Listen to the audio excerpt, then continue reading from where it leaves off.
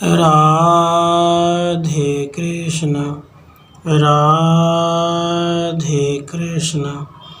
अग्निदेव का अर्जुन और श्री कृष्ण जी को दिव्य धनुष, अक्षय तरकस, दिव्य रथ और चक्र आदि प्रदान करना तथा उन दोनों की सहायता से खांडव वन को जलाना। वैशंपायन जी कहते हैं, हे जन्मेजय, अर्जुन के ऐसा कहने पर धूमरूपी ध्वजा से सुशोभित होने वाले भगवान हुतासन ने दर्शन की इच्छा से लोकपाल वरुण का चिंतन किया। अदिति के पुत्र, जल के स्वामी और सदा जल में ही निवास करने वाले उन वरुण देव ने अग्निदेव ने मेरा चिंतन किया, यह जानकर तत्काल उन्हें दर्शन दिया।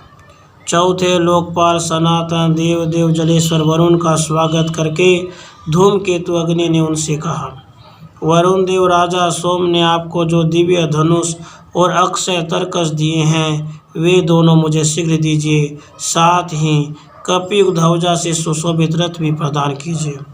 आज कुंती पुत्र अर्जुन गांडीव धनुष के द्वारा और भगवान वासुदेव चक्र के द्वारा मेरा महान कार्य सिद्ध करेंगे, अतः वह सब आज मुझे दे दीजिए।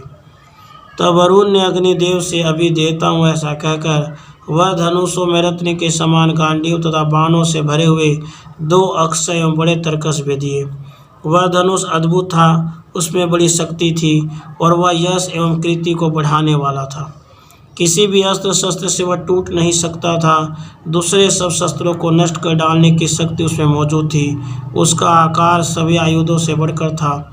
शत्रुओं की सेना को विदीर्ण करने वाला वह एक ही धनुष दूसरे लाख धनुषों के बराबर था। वह अपने धारण करने वाले के राष्ट्र को बढ़ाने वाला विचित्र था। अनेक प्रकार के रंगों से उसकी शोभा होती थी। वह चिकना और छिद्र से रहित था। देवताओं, दानवों और गंधर्वों ने अनंत वर्षों तक उसकी पूजा की थी। इसके सिवा वरुण ने दिव्य घोड़ों से जुता हुआ एक रथ भी प्रस्तुत किया, जिसकी ध्वजा पर श्रेष्ठ कपि विराजमान था। उसमें जूते हुए अश्वों का रंग चांदी के समान सफ़ेद था। वे सभी घोड़े गंधर्व देश में उत्पन्न तथा सोने की मालाओं से विभूषित थे। उनकी कांति सफ़ेद बादलों की सी जान पड़ती थी। वे वेग में मन और वायु की समानता करते थे। वह रथ संपूर्ण आवश्यक वस्तुओं से युक्त तथा देवताओं और दानवों के लिए भी अजय था। उससे तेजोमयी किरणें छिटकती थी। उसके चलने पर सब और बड़े जोर की आवाज़ गूंज उठती थी। वह रथ सब प्रकार के रत्नों से जटित होने के कारण बड़ा मनोरम जान पड़ता था। संपूर्ण जगत के स्वामी प्रजापति विश्वकर्मा ने बड़ी भारी तपस्या के द्वारा उस रथ का निर्माण किया था। उस सूर्य के समान तेजस्वी रथ का इदमिथम रूप से वर्णन नहीं हो सकता था। पूर्व काल में शक्तिशाली सोम चंद्रमा ने उसी रथ पर आरूढ़ हो दानवों पर विजय पाई थी। वह रथ नूतन मेघ के समान प्रतीत होता था और अपनी दिव्य शोभा से प्रज्वलित सा हो रहा था। इंद्रधनुष के समान कांति वाले श्री कृष्ण और अर्जुन उस श्रेष्ठ रथ के समीप गए। उस रथ का ध्वज दंड बड़ा सुंदर और सुवर्णमय था। उसके ऊपर सिंह और व्याघ्र के समान भयंकर आकृति वाला दिव्य वानर बैठा था। उस रथ के शिखर पर बैठा हुआ वानर ऐसा जान पड़ता था मानो शत्रुओं को भस्म कर डालना चाहता हो। उस ध्वज में और भी नाना प्रकार के बड़े भयंकर प्राणी रहते थे, जिनकी आवाज़ सुनकर शत्रु सैनिकों के होश उड़ जाते थे। वह श्रेष्ठ रथ भांति भांति की पताकाओं से सुशोभित हो रहा था। अर्जुन ने कमर कस ली, कवच और तलवार बांध ली, दस्ताने पहन लिए तथा रथ की परिक्रमा और देवताओं को प्रणाम करके वे उस पर आरूढ़ हुए, ठीक वैसे ही जैसे कोई पुण्यात्मा विमान पर बैठता है। उसके बाद पूर्व काल में ब्रह्मा जी ने जिसका निर्माण किया था, उस दिव्य एवं श्रेष्ठ गांडीव धनुष को हाथ में लेकर अर्जुन बड़े प्रसन्न हुए।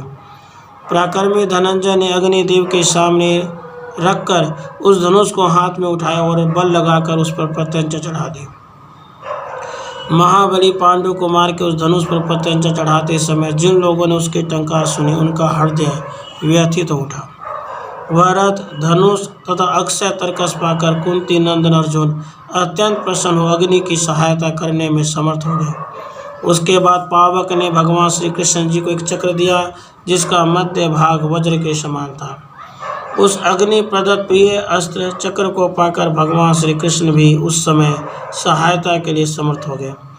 उनसे अग्निदेव ने कहा, मधुसूदन, इस चक्र के द्वारा आप युद्ध में अमानव प्राणियों को भी जीत लेंगे, इसमें संशय नहीं है। इनके साथ होने से आप युद्ध में मनुष्यों, देवताओं, राक्षसों, पिशाचों, दैत्यों और नागों से भी अधिक शक्तिशाली होंगे तथा इन सबका प्रहार करने में भी निस्संदेह सर्वश्रेष्ठ सिद्ध होंगे। माधव, युद्ध में आप जब जब इसे शत्रु पे चलाएंगे तब तब यह उन्हें मारकर और स्वयं किसी अस्त्र से प्रतिहत न होकर पुनः आपके हाथ में आएगा। उसके बाद भगवान वरुण ने भी बिजली के समान कड़कड़ाहट पैदा करने वाली कौमोद की नामक गदा भगवान को भेंट की, जो दैत्यों का विनाश करने वाली और भयंकर थी। इसके बाद अस्त्र विद्या के दाता एवं शस्त्र संपन्न अर्जुन और श्री कृष्ण ने प्रसन्न होकर अग्निदेव से कहा, भगवान, अब हम दोनों रथ और ध्वजा से युक्त हो संपूर्ण देवताओं तथा असुरों से भी युद्ध करने में समर्थ हो गए हैं। फिर तक्षक नाग के लिए युद्ध की इच्छा रखने वाले अकेले वज्रधारी इंद्र से युद्ध करना क्या बड़ी बात है। अर्जुन बोले, अग्निदेव, सबके इंद्रियों के प्रेरक के महापराक्रमी जनार्दन जब हाथ में चक्र लेकर युद्ध में विचरेंगे उस समय त्रिलोकी में ऐसी कोई भी वस्तु नहीं है जिसे ये चक्र के प्रहार से भस्म न कर सके। पावक, मैं भी यह गांडीव, धनुष और ये दोनों बड़े चढ़े अक्षय तर्कस लेकर संपूर्ण लोगों को युद्ध में जीत लेने का उत्साह रखता हूँ। महाप्रभु, अब आप इस संपूर्ण मन को चारों ओर से घेरकर आज ही इच्छा अनुसार जलाइए, हम आपकी सहायता के लिए तैयार हैं। वैशंपायन जी कहते हैं, जन्मेजय, श्री कृष्ण और अर्जुन के ऐसा कहने पर भगवान अग्नि ने तेजोमय रूप धारण करके खांडव मन को सब ओर से जलाना आरंभ कर दिया। 7 ज्वालामयी जीवाओं वाले अग्निदेव खांडव मन को सब ओर से घेर कर महाप्रलय का सदृश उपस्थित करते हुए जलाने लगे। भरत श्रेष्ठ उस वन को चारों ओर से अपने पेटों में लपेटकर और उसके भीतरी भाग में व्याप्त होकर अग्निदेव मेघ की गर्जना के समान गंभीर घोष करते हुए समस्त प्राणियों को कंपाने लगे। भारत उस चलते हुए खांडव वन का स्वरूप ऐसा जान पड़ता था मानो सूर्य की किरणों से व्याप्त पर्वतराज मेरु का संपूर्ण कलेवर उद्दीप्त हो उठा हो। इस प्रकार श्री महाभारत आदि पर्व के अंतर्गत खांडव दा पर्व में गांडीववादी दान विषयक 224वां अध्याय पूरा हुआ। राधे कृष्ण।